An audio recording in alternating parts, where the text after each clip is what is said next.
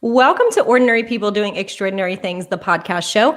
I'm your host, Carrie Roberts, and I am so thrilled and excited to have on with me today the president and CEO, Chris Cicchinelli of Pure Romance. Welcome, Chris. Thank you for being here. Carrie, thank you so much for having me here. I'm super excited about this. Yeah, so before we kind of get into your whole story, so Pure Romance has been around for quite a long time. You've kind of built it up with your mom, but for those that don't know what Pure Romance is, can you kind of give us just a brief description of how you describe it? Because I know there's been a lot of different ways that people talk about it. You know, it's interesting. Yeah, Pure Romance has been around since 1993, right? So we've been doing business for a long period of time. I always kind of define it in two roles, right? There's the pre-COVID and then there's the post-COVID. Pre-COVID, we were an in-home party plan. So we basically were an in-home party plan. We sell lotions, lingerie, and bedroom accessories. So we had, close to 20,000 people at that time that were working, own and operate their own businesses. These are just kind of everyday women around the globe that were working with us, doing this type of work. Post-COVID, or after we went through COVID, we are now more on the digital side since we couldn't do anything inside the home. So now we have 40,000 people, women that are out there running their business, doing events, either social selling on Facebook or, doing Zoom. And they're still getting people together and they're talking about an intimate subject, which is their relationship. And so the business continues to keep flourishing with all these amazing women that have joined. Yeah, and you have this new book out called The Secret Is You, and I read it, and I was telling you before we got on that I loved it because it's so honest, it's so vulnerable in the way you describe kind of your process, the way you've worked with your mom over the years, and you really kind of showcase this business in kind of a different way. And I just wanted to share one of the things that you kind of wrote when you were young, and you were kind of asking your mom, what is it that you do? And she kind of says, my job is to help parents stay together. Couples need to learn how to connect, and I'm an educator. I educate women about how to keep their relationship fun. And you were 12 years old when you heard this. Yes. And there were people saying, okay, well, no, she's doing inappropriate things. And when I read that, I was like, that's so true. We're helping couples stay together. What did that sound like to you at 12 years old? Did you understand that? And how has that meaning maybe grown or changed over the years? I didn't really understand the meaning at that time. My dad left when I was 5 years of age, right? So I didn't really know him. I didn't have a fatherly figure at the house. I just knew that my mom and my dad weren't together, right? And her whole mission when she said that was keeping couples together. I'm like, okay, so that's like keeping my friends' parents together. And so they don't go through what I did, the hurt, the being upset, feeling like you were always missing out. And now even more today, being a parent, having three amazing, awesome children, right? The divorce rate's creeping to 60%. It's every day it's creeping up and up and up. And when I first got into it, it was like 50% divorce rate. And nobody's out there talking about this. Nobody's out there giving a solution to this. Hey, go to therapy, let's talk about it. But our consultants, that's basically what they do. They're helping people kind of open those doors of communication. When communication breaks down in the bedroom, it has a kind of a domino effect in other parts of your life. And people always think it's money. Yes, there's the money aspect, but when you cannot communicate with one another and you don't have that intimacy where you can look across the table and be like, oh, we have something together. We have that chemistry. We have that look that we can share with each other. Things can go awry. And that's what our consultants, our business owners are out there doing is they're kind of becoming like Pinterests for people's love life. They're trying to give them little creative ideas, how to have a proper date night, how to have that like touch communication. And that's why I didn't understand it then, but oh my gosh, at 46 years of age, I'm totally having a way better understanding of what we are out there doing and why it's so important for these women and to serve so many. Yes. And the other thing that when you had talked about in the book too, you said when your parents had got divorced, you said, from what I would find out later, my father's primary issue when he walked out the door was that he wanted to be with someone more successful. And let's just talk about now, because you and your mom, your mom took the company to 3 million and then said, hey, in your 20s, can you come help us? And now you've taken it to more than $200 million in revenue. I'll tell you, there's nothing like when someone doubts you. Oh my gosh, Do you think that was part of it?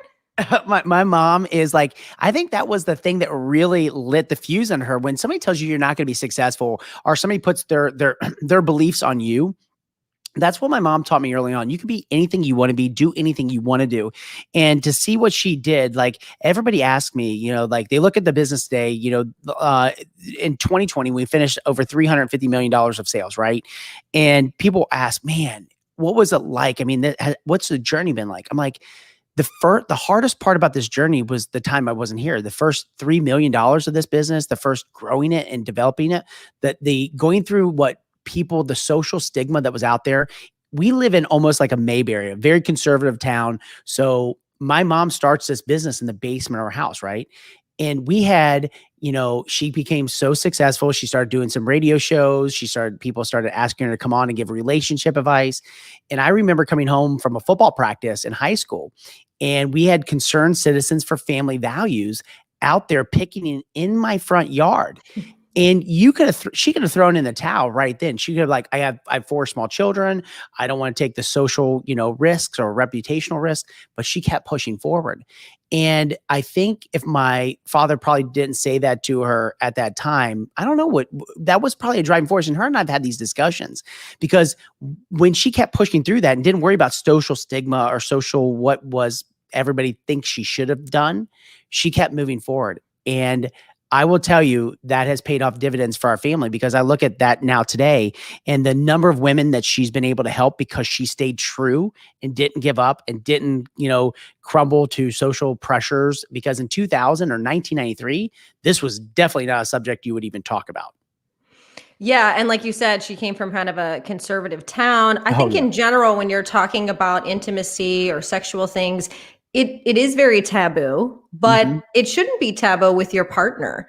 And so it's kind of interesting, in your 20s, you were working somewhere else and your Yep. mom calls you and she says, hey, can you come help me run this business? Was there ever in the book, you kind of talk about, you were like, she helped me so much. Of course, like I want to help her. But you kind of talk a little bit about, per typical, when you have a family business, kind of that butting of heads. Can you talk a little bit about the beginning and how the two Oh, of you kind of came to an understanding of, okay, this is your part, this is my part, this is how we can work together? I think the first thing, you hit it on the head, right? Like this is a business that, when you look at the business model and when people think about what we do, they think about, maybe a shop that sells these type of products, right? Or a website or a back of a magazine. And it really did have a kind of a more seedy background. I'm not going to lie. Like that's my first thought, right? When she asked me to come back, but my mom was onto something different. She's like, no, you know what? We need to clean this up. We need to speak to women. We need to make sure that they're controlling and understanding about their bodies. And when she went that direction, she had me. I was like, okay, I can get into this. I can maybe do this. But I was working at a publicly traded company in Atlanta, Georgia. I was running a marketing department. I moved on and was running a $29 million region for that organization. And when she called me and asked me to come back, I'm like, Mom, if I come back to work with you, I'm going to get a job nowhere in the world. I mean, how do I tell somebody that I'm selling bedroom toys? I don't know. Like, there's no way like anybody will hire me. And she's like, Chris, you know what? I believe that this is going to blow up. I really, truly believe that if we can take what you understand from marketing, what you understand from growth, and if I understand the products, I think we could do something.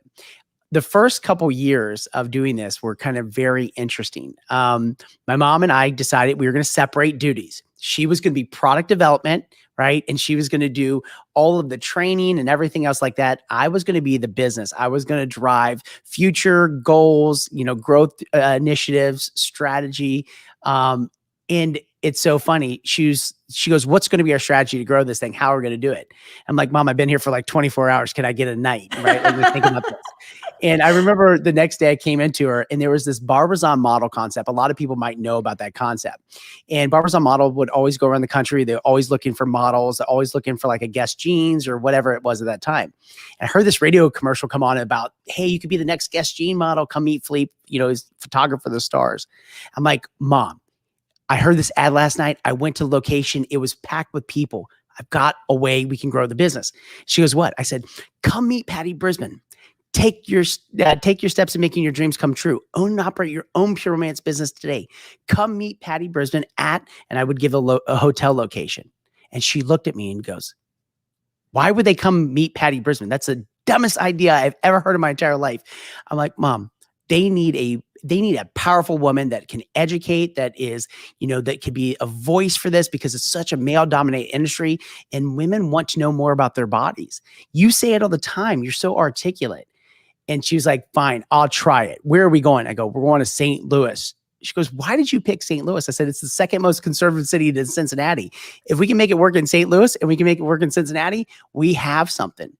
And we took that business model and we ran with it. And we spent 3 years in a U-Haul going from city to city to city. And we went from 1 million, we went from 3 to 6, 6 to 18, 18 to 20. It was like there were so many people starving for information about their body, about getting together. People wanted to talk about the subject because they wanted to spice up the relationship and they want to be educated. People just didn't want to buy a product. They want to buy an experience. And that's what we were selling. Yes. And I want to go back to that because I'm very big on brand, and the fact that you caught on early and said, you know what, you need to be the voice of this brand. Like you said, it's a very male dominated area. Did you have any specifics into how you wanted her to be viewed, or even today, how you kind of make sure that her voice is still heard, especially, again, a female in this type of industry? Yeah, I mean, because everybody, when we would talk to radio shows or we would talk and do TV or whatever, a lot of people would come and they think that she was going to show up in stiletto high heels and fishnet stockings and a big bustier. And my mom's a PTA mom. And she's an everyday mom. Like, you would sit back and you would never guess, if you had to put a lineup out there of people, you would never guess my mom was the mom that was selling bedroom toys. It was just, that was her. She was so normal, but she spoke to the everyday woman that was out there that wanted this. And that we keep true today because that's who we represent. That's who we talk to. My mom leads through education. And that was the mindset of how we were going to scale the business. See, she gave the platform. I always say she's the Steve Jobs of our industry, right?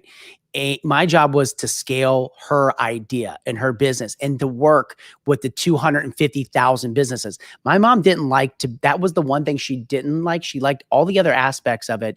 But when it came down to how to scale somebody's business or what to do, she was like, Chris, I just do what I do. And that was where I would come in and be like, all right, here's how we're going to do it. Here's how we take the formula of what you're doing and how do we scale it? How do we grow it? And that has been probably the best piece because we respect where each other comes from. Because coming from a family business, man, if you do not have boundaries set up, it could be very, very dangerous and it might not last. You see a lot of family businesses that don't.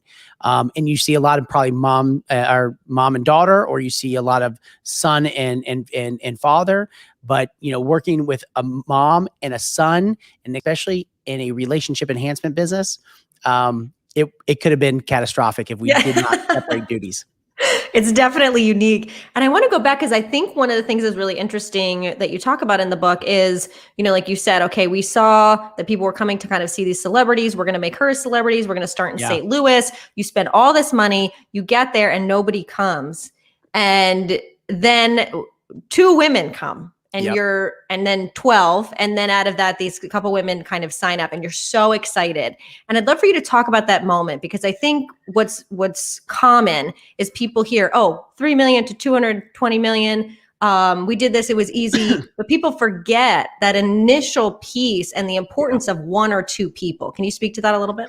Yeah, let me tell you. So back in that time frame, and this was in 2000, I was in September 2000, and at that time that we were having 2 new people join the organization a month, right? That's what was going on. So we took that business model, come meet Patty Brisben. We were going to go to St. Louis. So at the time we had about $33,000 in the bank account. And I told my mom, I'm like, look, we're going to spend $30,000 in media and buy radio and get people to come. And I remember we show up in St. Louis, we pack the U-Haul full of product. We're getting ready to set up into our Marriott, or I think at the time it was probably a Holiday Inn. And I remember we unload everything and come meet Patty Brisben. The party starts at 7:00. Well, we sat there all day. Nobody showed up. I mean, like nobody. Do you understand? I had this sick feeling because we basically pushed all our chips in. we pushed every bit of the chips in. And I remember the next morning we moved locations, right? We moved to downtown. We moved to right above, at that time it was overlooking Busch Stadium. And I remember waking up that next morning and dropping to my knees and saying, please, like, I need some help here, because either I'm getting fired or I'm getting grounded. I don't know what's going to happen here, but I just spent $30,000 and we might not be able to make it. So I remember waking up, we set the room up, and it goes, noon, 1, 2, finally, like somebody at 4 o'clock in the afternoon, the first person walks in like 2 days. And then shortly thereafter, another person walks in. By 7 o'clock, we had 10 people that were there to view this party that my mom was getting ready to throw. And she knocks out the park. It was fantastic. But we ended up signing 2 people that night. And I remember my mom crying and saying, oh my gosh, we have a brand new market open. Like, she was so excited and so pumped. She goes, it worked. You're right. We're in St. Louis. Cause at the time we were only in Cincinnati and Detroit. Those were only 2 markets. And we go to dinners. We go to dinner at this place called Tony's, which is kind of like an Italian restaurant. I wanted to celebrate. Like, we had no money on the credit card. I had to go to the bathroom and like, hey, do we have money on the credit card? Like, we spent everything. But I'm driving back to Cincinnati that night, and I'm looking at this and going, this is a really bad business model. We spent $30,000 and signed up 2 people. That's acquisition model of $15,000 per. This can't work.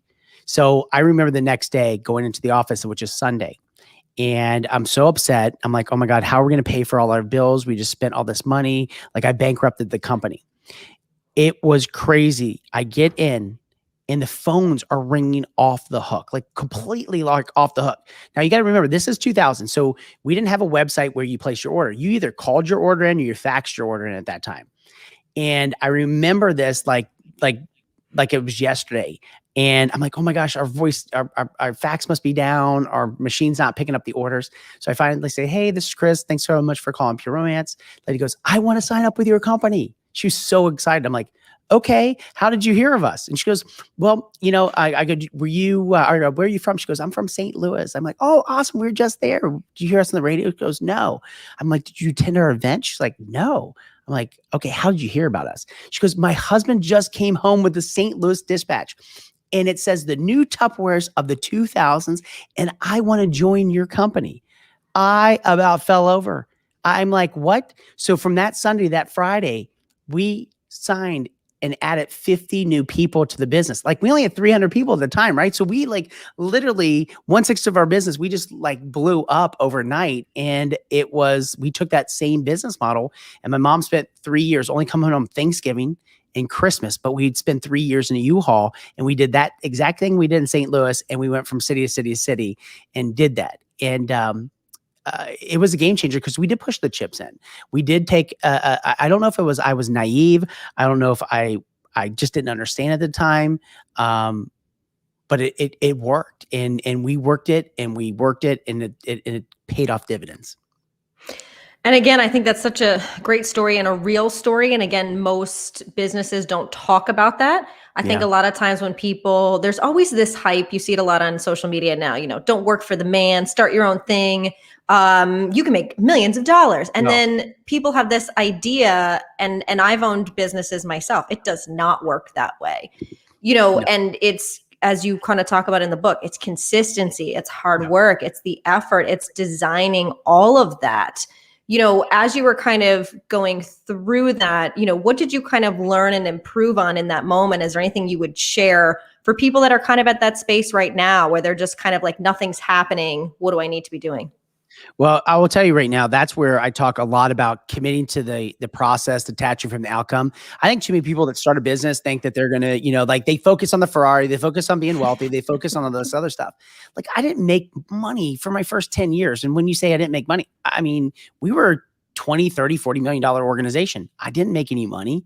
I mean, every bit of money I put back into the company. Like, my mom and I think at the time I was making, even at running a $20 million organization, I was making less than $60,000 a year.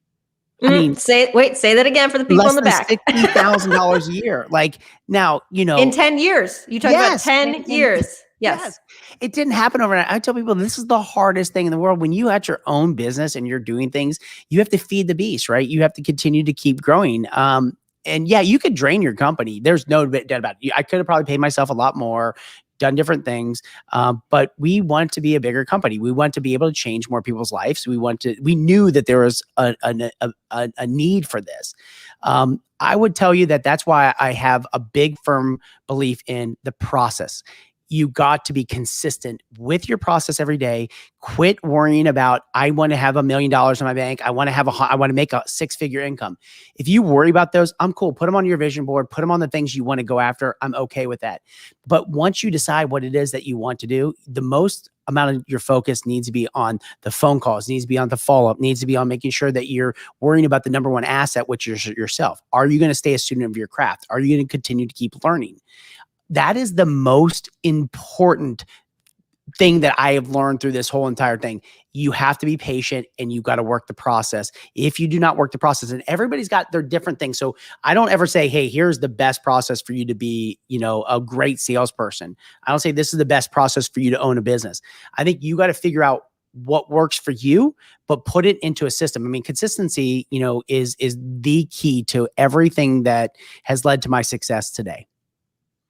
I 100% agree. And I thank you for sharing that. Again, it's always good to hear from somebody who's done it, to say, look, this didn't happen overnight. This wasn't easy. Like you said, 10 years, making a little less than 60,000, even though the company was at 20 million. Yeah. And that's real numbers. When you're, one of the things you talk about too, is that before COVID, a lot of your job was going to different parts of the country and speaking to, I don't know if you call them sales reps, I'm not sure what your proper term is, but speaking to these women that are having their own businesses and selling, and asking them, what do you need help with? What's going on?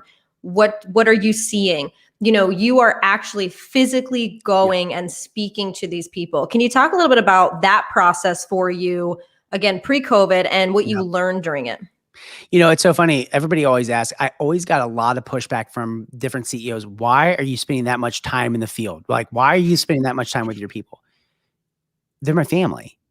Like, I know their kids. I know their stories. I loved it. I mean, that's how I built it. Remember, my first event with 2 people was when I went to St. Louis, and you meet and you see the lives that you're changing.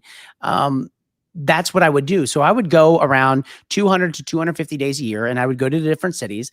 Every night I would be, if it's Columbia, South Carolina, Charlotte, Atlanta, wherever it might be. And you'd walk in and there'd be 150 people, or there'd be 600 people, right? And you're working with small business owners, and you're making sure they keep in their mind right, making sure that they understand that they can truly design their own life. They design their houses, they design their kitchens, they design their bathrooms, but a lot of them don't understand that they don't have to be in the MASH game, right? Mansion, apartment, shack house, right? I'm going to marry Billy. I'm going to have 3 kids and drive this. Remember that game? Yes. That's not what you don't have to prescribe to that. You could do what you want to do, and you can live that life. And so I would go around the country and work with them on this, and really giving them more personal development and business development at the same time. Now, COVID has hit, and I got scared. I'm like, oh my gosh, how am I going to get them motivated? How am I going to get them? And then I'm like, wait, Chris, why are you so into yourself like that? Like, you don't have that much power over anybody. You can't make somebody happy. You can't make them do this, and that's why I developed this mentality. I was reading a book, and there's a quote in there that said, like, you have to be like Socrates. You have to make people think. You can't make people do. And that's when I went, okay, I have to be a thought leader. I have to help them think. I can't make them do. Don't think you're responsible for somebody's success, because you're not, Chris Cicchinelli. You're not responsible for their success, and you're not responsible for their failure, but you are responsible for giving them options. Like, here's what they can and cannot do. And so COVID hit, and I went live every day to my sales force. So every morning at 9 a.m., I'm with them. I get a couple thousand people that join me every morning, 20,000 people that have watched it by the end of the day. And we are working together as a group. We are doing the same thing, but it's so much nicer that I can be home at 5 o'clock with my kids every night. It's so much nicer that I've got a lot of flexibility back, and I'm doing the same thing, and I'm interacting with them differently. And I'm able to pop into their little chat rooms or Zooms. I spend more time than that, because I typically have an entourage of people rushing me off the stage. You got to get to the next city. You got to do the next thing. I have found that I've connected more deeply since COVID with my sales force than I ever have in the last probably back for my first 3 or 4 years. and I love it. And that's changed for me. And see, people are like, oh, is this hard for you not to be in person with them? No, because I feel like, if I tell myself that, then, I'm prescribing to that negativity. I'm like, no, this is perfect. It's working. And I'm finding a lot of joy and satisfaction with it. That's so great to hear. And I agree. It's like, we do kind of miss the interaction, obviously, with people. But I have definitely found even my personal relationships have gone deeper because you're having that one-on-one time. People are making the time. You're really listening and being a part of it. So, and like you said, you're not spending all the time traveling and doing all of that. You said something really interesting. You said you can't make people do things, but you can make people think Yep. and have options. How do you do that? How do you make people think differently, especially during COVID? If they're in a place like they're struggling, they're stressed out, and you're saying, hey, I want to encourage you to think differently, to think outside the box. How do you get them to do that?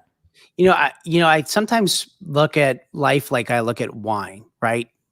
And I don't know if you're a wine drinker. I don't know, I think that when we first start out, we drink what somebody gave us, like maybe in college we drank Mad Dog 2020, right? Like that was the first, or Boone's Farm or whatever it might be. Cause it's in front of us and that's what we know. And so what I try to do is try to educate them that there's other things out there. There's other parts of the world. There's other ways that people think. And that's been really, really important, because if you just look at your surrounding and you only know the people that are in your surrounding, and you don't know, maybe people aren't like flying, wanting to own their own business. Maybe they're not driven. Maybe they're not having a big initiative to grow into a 6-figure earner or running their business. Well, that's what that's what you see around you. So you're like, why would I want to own a business? Why would I want to be excited about being my own boss? Same thing about this. If you're hanging around with a lot of negative people, where are you going to get the positivity in your life? And so I think that I look at it as, how can we introduce them to ideas of there is happiness out there. There are positive people out there. There are people that are thinking just like you that want to soar above the clouds. And that's how you get them thinking, by you put like a buffet out there. Like, I'm not a buffet guy. Like, I don't want to go to want to eat one, but I think in life, we have to put a buffet out for our teams. We got to put a buffet out for our people that are under there, and let them go choose. But let them see the different options that are out there. Like, oh my gosh, I would love to do that. Or, oh my gosh, I'd love to learn something like that. Or I'd love to hook up with that person as accountability. And that gives people options. When you don't give people options, they can't grow. When you don't give people options, they don't know what's in front of them. They don't know what's really out there they're missing. And I think that I tell people this. I said the smartest person in the room is the one that's the most well-traveled. Now, why would I say that? It's because I was the most well-traveled person in the room. And I always joke, because you get to see the lens of people around the world and what they do. And it's opened my mind, and it's made me think, and I get to share that same thing with them. And they're like, wow, I want to go travel. I want to go see things. And that's by making people think like differently. Yeah, no, I love that. I just want to share too. Jessica says hello. So she actually is one of the people that sells your products. She's based in Virginia. And I had told her that I was interviewing you, and she was like, oh my God, my world's colliding. I used to teach her daughter dance. And Oh my God. she was so excited to kind of hear it and listen to your talk today. I want to talk about something else that I thought was really interesting in your book, because I'm very much about inclusivity, about making people feel heard and cared for. That's part of why I've done this show for so long. And one of the things you talk about in the book is how in the last few years, originally the company was really about women and kind of women empowerment, and how now you're kind of looking at it as an LGBTQ space that other people can use this information. But then personally, you talk about your oldest child is a trans woman. She's still a child. She's still a young lady. And I'd love for you to share, if you don't mind, kind of personally and professionally, how you kind of made this switch, and how having your daughter's transition kind of changed your viewpoint, if it did, on how your company should be run. I will tell you, this is probably the most personal piece of my life, right? Like, I think about things that I wish I would have, if you could take some things back in your life, this would be probably one of them that I would take back. And I'm learning every day. And that is, since the age of about 3, my oldest child would come to me and be like, I'm a girl, Dad. I'm a girl. And to put it in perspective, Elle was born as a male, and this child, like I was so excited. I'm an athlete. I played college football. Like I was so pumped when I got my first boy. I was so like excited, right? Like toss and football and everything else like that. And I'm like, no, no, no, no. You're not a girl. No, dad, I'm a girl. Like dressing up in princess gear, always playing with dolls. And I'm thinking, oh my gosh, what's going on here? This is not right. So we'd always like, go educate and keep pushing Elle down this route. Like, no, you're a boy, you're a boy. Well, at the age of 8, I get back off of traveling. And this had went on for 5 years, like 5 solid years. Finally, I get home and I see my wife crying. I get into the kitchen. I go, what's going on? And I just got off the road. So I'm really kind of having reentry, right? Like at this point, she goes, Elle's been crying all day and been reclusive, not talking to brothers and sisters. I'm like, all right, this is done. I'm over this. I'm going to go find out what's up. So I walk in the room and I said, Elle, what's going on? Elle goes, Dad, I have no clothes to wear to dinner with Mimi, which is my mom. I'm like, what do you mean? Use a whole closet of clothes. You're going to get dressed. No, Dad, I have no girl clothes. So I am now at a time where I'm over this. I'm done. I remember grabbing and saying, we're going to Macy's right now. Jessica goes, what are you doing? I go, we're going to go. And I've seen this program. It's called Scared Straight. We are going to scare this out of Elle. We're done. This is over. Literally, I take her to Macy's. I walk into Macy's and this woman says, how can I help you? I said, I need clothes. I need girl clothes right now for this child. And looks down and goes, what? I'm like, yes, you heard me. I need girl clothes. So I remember this. I said, I'm going to tell you, Elle, when you pick out a outfit, you're wearing this in public. That's it. And Elle goes, okay, Dad, fine. I remember this like the most vivid thing. Elle goes into the dressing room and had picked this blue skirt, white top. Puts this blue skirt, white top on. Comes out and starts twirling around. And goes, Dad, don't I look beautiful? It was the moment that I sat back and I was like, oh my goodness. You just know, you as a parent, there's this moment that just thinks something clicks. And this kid would never talk in public. This kid would never do anything, like nothing. Literally went right down the escalator, went right to meet my mom, jumped out of the car, led the conversation at dinner. My mom, my wife, all of us were looking around, what's going on? And this went on, for a period of time where we would be living this dual life. At school, we were a boy. At home, we were a girl. And I would tell you, my wife and I, were in this thing, like we had nobody to contact. We had nobody to talk to. We're like, what do we do? And I remember sitting there and Elle said to us, it was school time. Are you going to go to school as who are you going to go to school as? She goes, I'm going to go as a girl. And I remember my wife and I sitting there for 5 nights crying in bed. What did I do wrong? Did I not throw enough football? Did I not do this? Did I not do that? And it was such a learning experience. It was one of the most, my child has taught me more about life than anybody in my entire world has ever taught me. And that is, she is the toughest person. She stands up for who she is. People always ask me all the time, when did she know? I'm like, when did you know you were you? She's known that from birth. Well, was she going to like boys or is she going to like girls? I'm like, I don't know what her sexual preference is. You're talking about who she's going to bed with. I'm talking about who she's going to bed as. Yes, that is the difference. That's the difference. And you know what? And I don't have all the answers, but I know one thing. I love my child. And people go, I went to Catholic high school. I went to, my wife went to Catholic high school. Everybody's like, what about conversion therapy? Like, what are you talking about? No. You know what? Here's the thing. How do I make that choice? Because I think love conquers everything. And I love my child and I'm there for my child. And that's what led us to start living with change. That led us to be able to go out there and say, you know what? We're going to be a voice for transgender youth, because people don't understand and people are fearful of change. They're fearful of the unknown. And it took a white cisgender male to go out there and female to talk about this, because you know what? Because we went out there and made this conversation. It amazes me that how many people we lost as friends when we came out and started talking about this. And now that they've come back and opened up and like, you know what, you were right, we were wrong. And my wife's like, do we talk to them? I mean, do we add them back to friends? I'm like, yes, because we forgive. We will never forget, but we have to forgive, and we have to understand that they are not educated. They don't know. And we didn't understand in the beginning. I was a parent that was going to scare my kids straight. So if I can be forgiven and forgive myself of not understanding and not knowing, I can forgive somebody else. And that's what we work on every day. And that's helped us be a better company. It's helped us be more inclusive. It's helped us understand. And we're going to continue that mission and keep fighting. Well, I thank you for sharing that again, that vulnerability and honesty, which is again throughout the book, and you can hear it from you personally. I have a very good friend who's a trans woman, finding out in her 30s.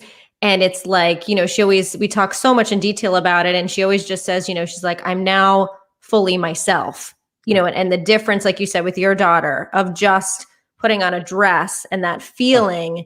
And it's like, you just want your children to be hopefully happy and healthy. And that's wonderful that you and your wife not only can realize, like, okay, we were wrong here. Now we're going to do it right.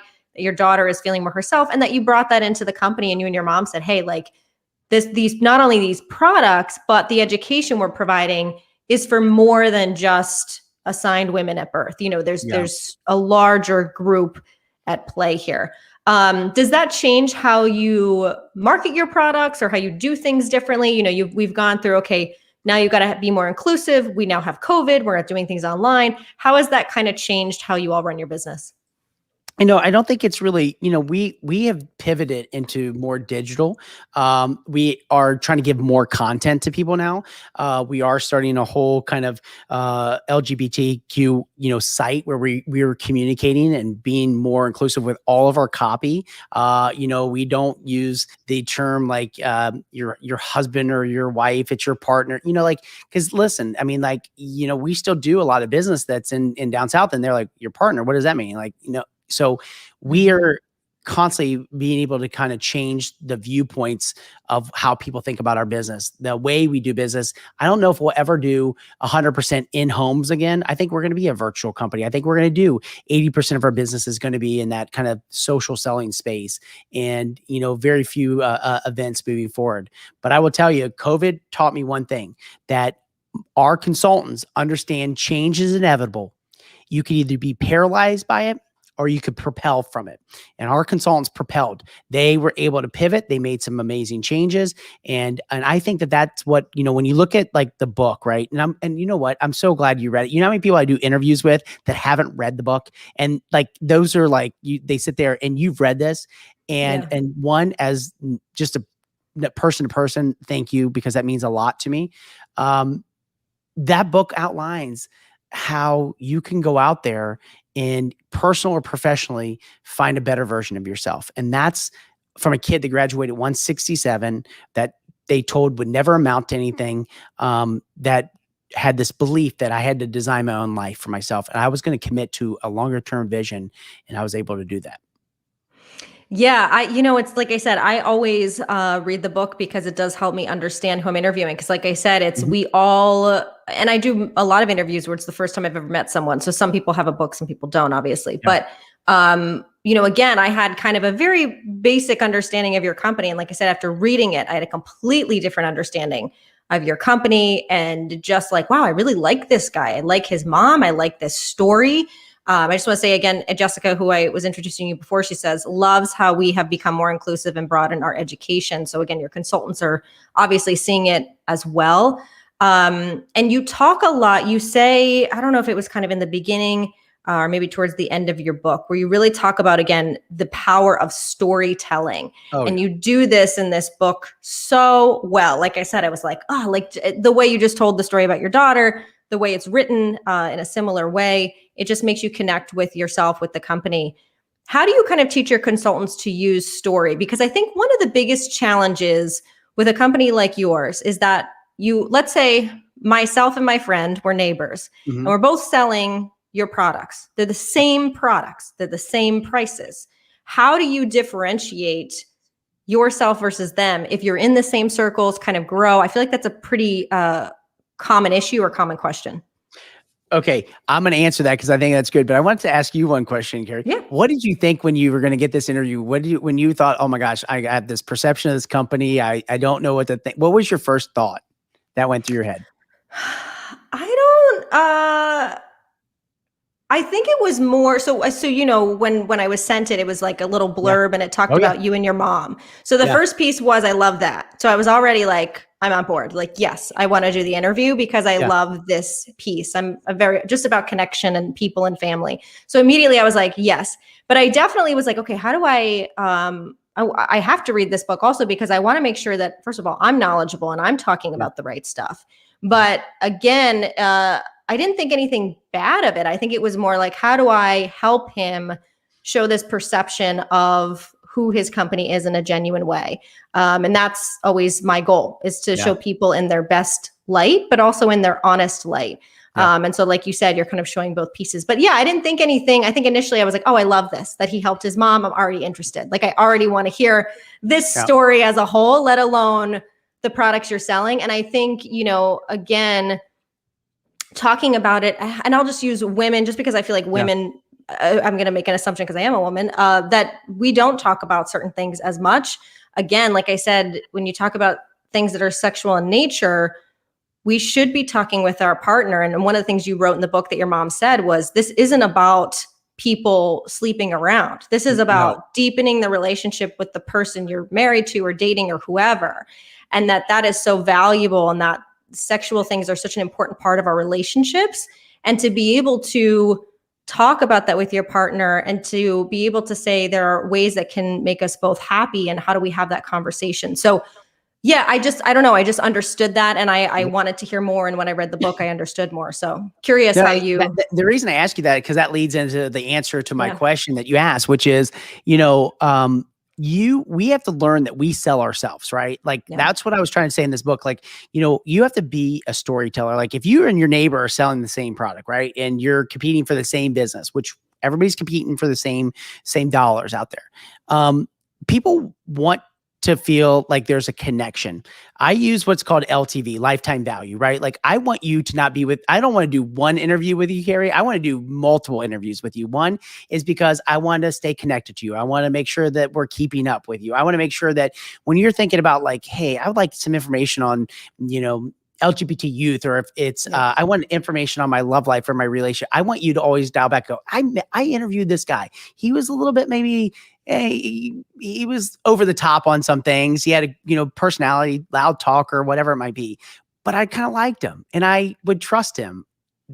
That's what we try to make sure our consultants do, is that they build trust with their customer. I think so many people want to sell today, and that's the worst thing. There's this thing called the internet. You can find out everything you want, facts, benefits, all that kind of stuff. Don't sell people.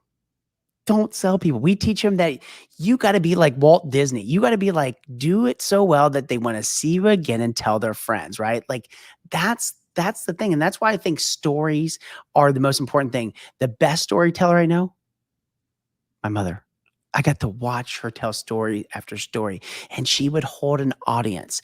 And the way in which she was so articulate, you would think you're right in the room, or you would, you know, you would say, "Oh my gosh, I felt just like that," because that's the way you sell. Is people will remember a great story. People will remember the experience that you give them. When you sell something to somebody, they're just the buyer. You want to turn them into a customer. You want to turn them into family. You want to turn them into somebody that you're going to be. People are like, is that scalable? Yes, it's scalable. 100% it's scalable, but you're going to have to put some time and effort into it. And you're going to have to practice, and you're going to have to be willing to listen. Like not every story is my story. It's maybe somebody else's story, but I'm able to utilize it because I've been in so many conversations. I'm like, oh my God, it's so great. I didn't know that product that happened for that person, or they experienced that. And I will tell that over and over again.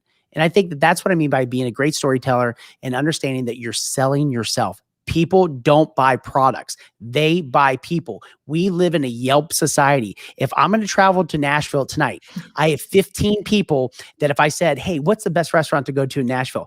You think I'm going to get on Yelp and look at those reviews? No, I'm going to call my buddies that have been to that restaurant and be like, oh, this is awesome, because that's the referral. That's what we like to do.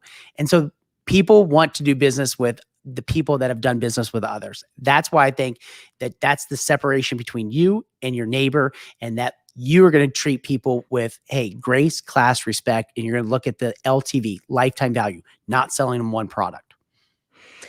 I agree with you. It's interesting because I do a lot of work in the tech space, and tech space is always about scale, scale, scale, scale. Yeah. How can we scale? How can Mhm. we scale faster? And I've always talked about, similar to what you said, it's about the people, it's about the connection. They're like, yeah, but you're only talking to 3 people. It's not fast enough. I'm Yeah. like, yeah, but then those 3 people, because I owned a dance studio. So I had the Yep. same thing. I remember sitting there and there would be one person in class, but I would give them my all. And that person ended up being the person who spent the most with me and referred the most.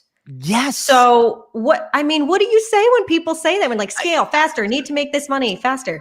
Hey, hold on. Everybody's the game is changing right now. People are getting out of this broadcast, right? Like I call it the deadliest catch methodology. You put something on Facebook and hoping people like do and subscribe or whatever. Like that's deadliest catch, right? Like you're hoping that the crab crawl in there and your whole world, your whole month is based off of that. No, no, no. We've got to get into more like we are individualizing our communication because I look at that. I've gotten more business from people when I actually personalize, when I'm actually, I think that the whole model of scalability, people are like, you can't scale it. Well, I'm going to tell you, I don't know about you, but when's the last time you took a company from $1 million to 350 million? When you've done that, you can come talk to me because I've seen it. I've been there. I've seen multiple companies that have said you can't scale it. Yes, you can. You can personalize it. You can make it unique. You can do these things. Does it take a lot of effort and a lot of work? Yeah, I'm not gonna lie to you. It's not gonna be easy. It's not gonna be whatever. But what you're gonna do is you're gonna build brand ambassadors, not paid ambassadors, not what you're seeing where you're getting influencers and you're paying. True brand loyalists. And because you spent time with them, because you've educated them, because you do it, and they will tell 10 of their friends and they will be as loyal. That's how we built this kind of army of customers, these army of unbelievable entrepreneurs, is because we've treated it not as a blanket. Everybody always asks, why haven't you spent more money in digital? Why haven't you spent more money in gaining more people by doing email campaigns? I'm like, because I don't even read my emails. I don't do that. Why would anybody? I'm like, I don't want to pepper somebody. If they want that, cool. I'm going to give them, but we're going to make it personalized. I still send birthday cards to almost 1,000 people. I handwrite 1,000 birthday cards. I handwrite advancement cards. People are like, why don't you just do it and have it laser print it? I said, because you know what? People will lick their finger and see if I printed on them. I've had people do that and they will see if it's done that way. And I'm like, I don't want anybody to think I shortchanged them. And because you know what? They're family, lifetime value. I want them to know that they can count on me. And so maybe it is old school, but I don't make $60,000 a year anymore. Yeah. I like I said, I'm 100% on board. That's why we need people more like yourself telling this story because it's definitely not heard enough. And you also have a lot in the book. You not only share your story, you give kind of various tips for not just people that work in this industry, but just business in general. And then you also have some pieces where you kind of highlight some of the consultants that have been with you for a while and they kind of briefly share their stories, which is really nice to see and wonderful that you've done that. If people want to get the book, where can they get it? And is there anything else that you think that they should know about it? Yeah. A secret is you. The secret is you. .com. They could go there. They could pick up the book or Amazon, Barnes and Nobles. Those are the two locations they can get the book. If they want to interact with me, they could also, go to Chris Cicchinelli, which is, it's been on the screen. That's my Instagram, Facebook. I constantly do a 9 a.m. every morning and everybody's welcome. I do that for not just pure romance. I do that for all people, because I feel like, we all need a little personal development. We all need a reason to kind of get up and kind of, have some camaraderie. So they can get it there. And those are the two locations that they can get the book or come and interact with me on a daily basis. I love it. And one question I like to ask all my guests is, what is one word or quote or mantra that you try to live by every single day? One quote or mantra that I live by. I would say the biggest thing, if I had to give a word that I live by, it's drive. Drive. I think that so many people get stuck in life. They don't continue to keep moving forward. I think progress is way better than perfection. And I think if you continue to drive forward, move forward, you're going to make some mistakes. You're not going to have everything go your way. I think that we are constantly needing more progress and development in our life. So don't look to be perfect, because I'll tell you right now, it doesn't exist. Just be you and understand progress is really the key to this whole entire journey that we're all on together. Well, thank you so much for just again sharing your honesty, your vulnerability, your advice, not only in the book, but today. I greatly appreciate it. And I look forward to hearing more, kind of the next steps and what's to come. So thank you so much, Chris. Carrie, thank you so much. And I really appreciate your time today.